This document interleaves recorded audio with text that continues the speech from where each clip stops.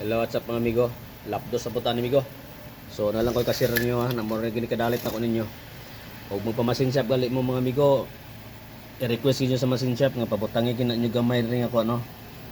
Tibha nga iko makasulod ang piston ring kay larabay ubang magmasin shop, magpamasin, mag-sleeve, magpa-ribor or magpa-ilis og liner pa isliban og lain. Dili nila takwaan na ni gamay. So, dili gid nakuhain, lihain gid ninyo kanang hait diri kay dai tendensya na papasulod ninyo ana nagisipyat ana balik gid yung ring kanon gid ang ring nyo ana una. Ang una nyo kanon na kanang wheel ring.